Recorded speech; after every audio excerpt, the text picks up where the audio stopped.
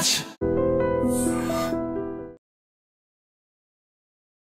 So ఈ రెండిటికి ఈగోలు ఉన్నాయి అనుకున్నప్పుడు రాజకీయాలు లేకపోతే వాళ్ళకు ఉన్నటువంటి అభిప్రాయాలు వీటన్నిటిలో ఐడియాలజీలో ఇవన్నీ ఇంక్లూడ్ అయ్యాయి అనుకున్నప్పుడు ఎంఐఎం అనేది ఇంకొక ఎక్స్ట్రీమ్ లాగా కనిపిస్తోంది కదా. స్టార్ట్ అవ్వడం ఎలా స్టార్ట్ అయింది, ఆ టర్న్ అనేది ఒక ట్రాన్స్ఫార్మ్ అవ్వడం ఎలా అయింది, ఇప్పుడు కంప్లీట్గా ఒక మతవాదం ఛాందసవాదానికి ప్రతీకగా ఎంఐఎంని అభివర్ణిస్తుంటారు కదా. యాక్చువల్గా ఒక మంచి లక్ష్యం కోసం ఎంఐఎం పుట్టింది. 1927లో మజ్లిస్ ఇత్తెహాదుల్ ముసల్మిన్ పేరుతోని ఒక ఇద్దరు ప్రొఫెసర్స్ ఉస్మానియా యూనివర్సిటీలో ఉర్దూ డిపార్ట్మెంట్లో పనిచేసేవాళ్ళు ముస్లిం మతంలో ఉన్న మంచిని మనం ప్రబోధించుదాం. అవసరం ఎందుకు వచ్చిందంటే ఆర్య సమాజ్ హైదరాబాద్ స్టేట్లో అంతకంటే ఒక 20 ఏళ్ళ ముందు నుంచే కార్యక్రమాలు జరుగుతూ ఉన్నాయి. ఈ మతం రుద్దడం అనేది హిందువులను ముస్లింలో మార్చడం, క్రిస్టియన్స్గా మార్చడం, దీన్ని మళ్ళీ శుద్ధి చేసి గర్వాప్సీ అని ఇప్పుడు మోడీ ఏదైతే అంటున్నాడో ఆర్ఎస్ఎస్ వాళ్ళు అంటారు కదా, అంటే మళ్ళీ నీ మతంలోకి నువ్వు రావాలి. అయితే ఈ కార్యక్రమాన్ని ఆర్య సమాజ్ చేస్తూ వచ్చింది. ఈ రకమైన అవలక్షణాలను అంటే హిందువులను ముస్లింలుగా మార్చే పద్ధతి కానీ హిందువుల మీద ముస్లిం మతాన్ని రుద్దడం కానీ ఇది సరి అయింది కాదు. ఖురాన్ అట్లా చెప్పలేదు, ముస్లిం మత పెద్దలు అట్లా చెప్పలేదు, ఇది వక్ర మార్గం పడుతున్నది, మతాన్ని సక్రమ మార్గంలో నడిపించాలని పుట్టింది మజ్లిస్ పార్టీ. ఆ తర్వాత ఓ 12 సంవత్సరాలు బాగానే నడిచింది. తర్వాత ఒక ఎమోషనల్ స్పీకర్ వచ్చాడు. ఆయన ఒక 37 నుంచి 44 దాకా ఆయన కూడా యూత్ను అందరినీ కూడా బాగా రెచ్చగొట్టే ప్రసంగాలు చేసేవాడు, కానీ కొద్దిగా డైల్యూట్ చేసుకుంటూ వచ్చిండు. వాళ్ళు ఏదైతే ఫౌండర్స్ ఫిలాసఫీ ఉందో ఒక మంచి లక్ష్యం కోసం ఏర్పడ్డ ఆ మజ్లిస్ని ఒక మత శక్తిగా మార్చగలిగాడు. ఆ తర్వాత కాసిం రజ్వీ చేతిలోకి వచ్చింది. కాసిం రజ్వీ చేతిలోకి రావడానికి అతను ఏ జబ్బు లేదు, సడన్గా చనిపోయాడు. విషప్రయోగం జరిగింది అని అన్నారు. ఆ పేరు మర్చిపోయాను నేను. 37 నుంచి ఎవరైతే దాన్ని లీడ్ చేశారో, సో అతను హఠాత్ మరణం. కాసిం రజ్వీ చేతిలోకి ఎంఐఎం వచ్చింది. వచ్చినాక ఆయన దేశానికి స్వాతంత్రం ఇవ్వాలని బ్రిటిష్ వాళ్ళు అదే టైంలో డిసిషన్ తీసుకున్నారు. అయితే ముస్లిం మతరాజ్యం కావాలి, పాకిస్తాన్ మనం ఒక్కటిగా ఉండాలి, మనం ఈ హిందూ దేశంతో మనం కలవకూడదు, ఈ హైదరాబాద్ స్టేట్ అనేది ముస్లిం స్టేట్ ఉండాలి, దాన్ని కాపాడుకోవాలంటే మనం ఆయుధాలు పట్టక తప్పదు అని చెప్పి బాగా రెచ్చగొట్టే ప్రసంగాలు చేస్తూ ఆయన అడ్వకేట్ లాథూర్ ఆయనది. ఆయన ఫెరోషియస్ స్పీకర్, బాగా రెచ్చగొట్టేవాడు. 3000 ఆయుధాలను కూడగట్టుకొని అవి రజాకార్లని, స్వయం సేవకే రజాకార్ అంటే, ఆర్ఎస్ఎస్ అన్న స్వయం సేవకే. సో కౌంటర్గా ఆర్మీని తయారు చేశాడు. ఒక స్టేజ్లో ప్రధానమంత్రిని అప్పుడున్న చెత్తారి నవాబ్ అని అంటారు, అతను ఈ నిజాం రాజ్యానికి ప్రధానమంత్రి ఉండేవాడు. ఇది ఎప్పుడంటే 1947లో. ఆయన ఢిల్లీకి నిజాం ప్రతినిధి వర్గాన్ని పంపించి యథాతథ ఉడంబడిక చేసుకుందాం, ఎందుకంటే బ్రిటిష్ వాళ్ళు ఇచ్చిన ఫ్రీడమ్ ఏంటంటే పాకిస్తాన్లో కలవచ్చు, భారతదేశంతో కలవచ్చు, లేదా యథాతథ ఉడంబడిక చేసుకొని మాతో ఎట్లున్నారో ఇండియాతో కూడా అట్లే ఉండొచ్చు అని చెప్పి ఆయన ఒకటి పెట్టాడు. దాన్ని ఉపయోగించుకొని నిజాం స్వతంత్రంగా ఉండాలనుకున్నాడు. ఒక 3 విషయాలలో మాత్రం సైన్య రక్షణ, విదేశీ వ్యవహారాలు, కమ్యూనికేషన్స్, ఈ 3 బ్రిటిష్ వాళ్ళ చేతిలో ఉండేది నిజాం స్టేట్లో కూడా. సో ఈ 3 తప్ప మిగతా అన్నిట్లో కూడా మనం ఇండియన్ గవర్నమెంట్తో బ్రిటిష్ వాళ్ళతో ఎట్లమో అట్లా ఉండాలని చెప్పి ఒప్పందం చేసుకోవడానికి ప్రతినిధి వర్గాన్ని అక్టోబర్లో పంపాలని చెప్పి నిజాం అనుకుంటే 50,000 మంది రజాకర్లను తీసుకుపోయి ఆ ఇంటిని చుట్టుముట్టి భయభ్రాంతులకు గురి చేసి చెత్తారి నవాబును రిజైన్ చేయించేసి లాయక్ అలీని పాకిస్తాన్ నుంచి తీసుకొచ్చి ప్రధానమంత్రిగా పెట్టాడు కాసిం రజ్వీ. అప్పటి నుంచి ఆ దురాచారాలన్నీ మొదలైన రోజు అది. ఆ మొత్తం జరిగింది ఒక 8-9 నెలలే. దాదాపు ఇప్పుడు లెక్క తీస్తే దాదాపు 1000 దాకా ఉంటాయి రజాకార్ల చేతుల్లో చనిపోయిన వాళ్ళ సంఖ్య. మరణాలు 1000 మంది, దాదాపు మనభంగాలకు గురైన వాళ్ళు వేలాదిగా ఉంటారు.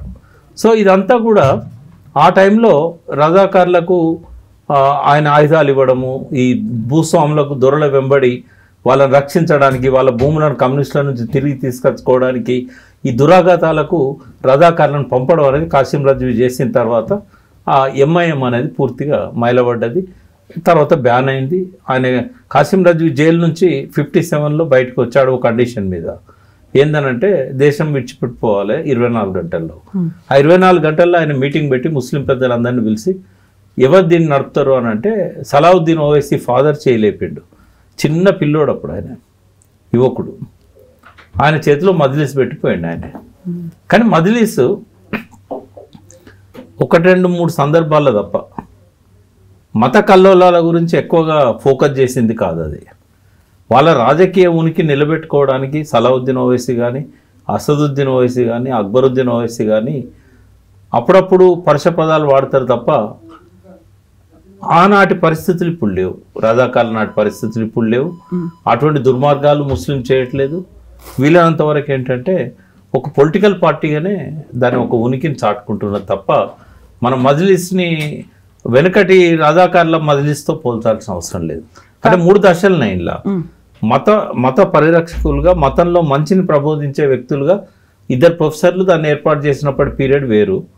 మధ్యలో రజాకారులు ముస్లిం మతత్వాన్ని రెచ్చగొట్టే ఉపన్యాసాలు చేయడం 1937 నుంచి 57 వరకు ఉన్న ఫేజ్. 57 అంటే ఓ 10 ఏళ్ళు అది నిషేధించబడ్డ సంవత్సరానే ఉంది. కాసిం రజ్వీ వదిలిపెట్టిపోయిన తర్వాత ప్యూర్లీ పొలిటికల్ పార్టీ అది. వాళ్ళ లక్ష్యం ఏంటంటే వాళ్ళ వెనకాలన్న ముస్లింలకు వెల్ఫేర్ స్కీమ్స్ అందేటట్టు చేయాలి, ఉన్నత స్థితి నుంచి ఉన్నత స్థితికి వాళ్ళని డెవలప్ చేయాలనేది. అంత ప్రమాదకరమైన సంస్థగా మాత్రం ఇప్పుడు మజ్లిస్ ఏం లేదు.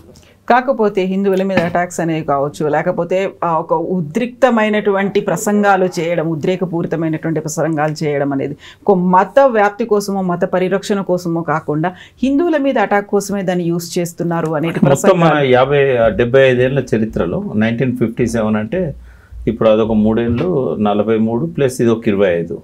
మనకు ఒక 2-3 సంఘటనలు తప్ప ఎక్కువ లేవమ్మా. అటువంటి సంఘటనలు పెద్దగా లేవు. ఇప్పుడు ఆర్ఎస్ఎస్సి కూడా కొన్ని ఉంటాయి, బజరంగ్ దళ్ చేసే దాడులు కానీ, వాలంటైన్ డే రోజు పార్కుల్లో ఇద్దరు అబ్బాయి అమ్మాయి మాట్లాడితే అదొకటే కాదు. కొన్ని ఒక లేడీని వీళ్ళకి వ్యతిరేకించిన ఆమెను బెంగళూరులో చంపారు కదా, ఆమె పేరు అయితే నావెలిస్ట్, మంచి రచయిత. అంటే ఇట్లా కొన్ని ఇన్సిడెంట్స్, అంటే మణిపూర్లో జరిగిన గొడవలు ఇట్లాంటి స్పేరింగ్గా ఉంటాయి. అయితే అది వాళ్ళు అది వదులుకోవాలి. ఇప్పుడు మంచి పేరు రావాలి ఆర్ఎస్ఎస్ కన్నప్పుడు ఏవైతే ఈ అవలక్షణాలు ఉన్నాయో వాటిని వదిలేయాలి. ఇప్పుడు మతం బలవంతంగా రుద్దకూడదు. నువ్వు విశ్వాసాలను పెంచి పోషించవచ్చు కానీ ఇంకొకరి విశ్వాసాలను కించపరచకూడదు. ఎవరికి వాళ్ళు వాళ్ళ మతాన్ని గౌరవించే విధంగా భారతదేశంలో ప్రజాస్వామ్యం ఉంది అని అనుకున్నప్పుడు ఆ ప్రజాస్వామ్య హక్కులను మనం రక్షించే విధంగా సంస్థలు ఉండాలి.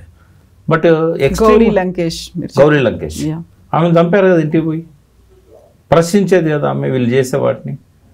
సరే, ఏది ఎట్లున్నా కూడా విధానాలను మనం దృష్టిలో పెట్టుకున్నప్పుడు ఇప్పుడు ఈ ఆర్ఎస్ఎస్ సొంత విధానాలంటూ నాకేం కనబడతలేవు. బీజేపీ విధానాలే మనకు ప్రధానంగా మన ముందు కనబడుతున్నాయి. ఆర్ఎస్ఎస్ చేయదలుచుకున్నదంతా బీజేపీతో చేయిస్తున్నది. న్యూ ఎడ్యుకేషన్ పాలసీ కానీ, వాళ్ళకి అప్పుడేదో 2 ఏళ్ళు 3 ఏళ్ళ అధికారంలో ఉండే అవకాశం వచ్చినప్పుడే ఎన్సీఆర్టీ ఇట్లాంటి సంస్థలన్నింటినీ వాళ్ళు కలుషితం చేశారు. సో దీని మీద చర్చ జరగాలి. ఆర్ఎస్ఎస్ ఇన్ఫ్లుయెన్స్ బీజేపీ మీద ఎట్లున్నది? మోడీ అంటున్నాడు కదా, బీజేపీ స్వతంత్రది, ఇది ఆర్ఎస్ఎస్ ప్రభావం మా మీద లేదు అని వాళ్ళు అంటున్నారు. ఆర్ఎస్ఎస్ నాయకులు మాకు పొలిటికల్ అవుట్ఫిట్స్ లేవు అని అంటున్నారు. ఈ 2 అబద్ధాలే. దీని మీద చర్చ జరగాలి, దేశవ్యాప్తంగా చర్చ జరగాలి. ఆర్ఎస్ఎస్ చేసే మంచి పనులను తప్పకుండా మనం అప్లాజ్ చేద్దాం, వాటిని సపోర్ట్ చేద్దాం, పార్టిసిపేట్ చేద్దాం. కానీ ఏవైతే ప్రజాస్వామ్య పద్ధతులకు రాజ్యాంగానికి భిన్నంగా ఉంటాయో ఖచ్చితంగా వాటిని మనం హేట్ చేయాల్సిందే. ప్రజాస్వామ్యబద్ధంగానే ఎదుర్కోవాలి. ఒక సెక్యులర్ పార్టీ కావాలి, మోస్ట్ సెక్యులర్ పార్టీ. బీజేపీని ఆర్ఎస్ఎస్ తన చేతుల్లో పెట్టుకొని తన ఫ్రంటల్ ఆర్గనైజేషన్గానే నడుపుతున్నది. దాన్ని కౌంటర్ చేయాలంటే సిక్కులు కానీ, పార్సీలు కానీ, జైన్లు కానీ, సింధీలు కానీ, తర్వాత ఇక్కడ ఉన్న హిందువులు కానీ, హిందువులలో ఎవరైతే ఈ మత విశ్వాసాలను ఇతరుల మీద రుద్దకుండా ఉండే హిందువులు, విశ్వ హిందూ పరిస్థితి లాగా అట్లా కాకుండా అట్లాంటి వాళ్ళందరూ కలిసి ఒక సెక్యులర్ పార్టీని స్టార్ట్ చేయాల్సిన అవసరం ఉంది. పూర్తిగా కాంగ్రెస్ని నమ్ముకుంటే ఇతర కారణాల వల్ల కాంగ్రెస్ పతనం అయిపోయింది. సో ఈ ఫిలాసఫీని డెవలప్ చేయడానికి ప్రాంతీయ పార్టీలు, జాతీయ స్థాయిలో ఒక పార్టీ, ఇది వస్తే తప్ప ఆర్ఎస్ఎస్ను బీజేపీని ఆపడం ఎవ్వరి తరం కాదు. Yes, Prakash garu, thank you so much, and thank you. And for more videos, Please subscribe to iDream. Please subscribe to iDream. Please subscribe iDreams. And please subscribe to iDream. For more videos, subscribe to iDream. Please like, share and subscribe to the channel. Congratulations, iDream. Subscribe to iDream. Subscribe to iDream. So subscribe to iDream Media. iDream ki iDream team andarki huge congratulations. Please subscribe iDream Media. Please subscribe to iDream. Subscribe iDream. Please subscribe to iDream. iDream అంటే నా కళల ఛానల్ను subscribe చేసుకున్న నోరు తిరుగుతలేదు మీరైతే గంట గుర్తు కొట్టండి. For more such videos, please subscribe to iDream.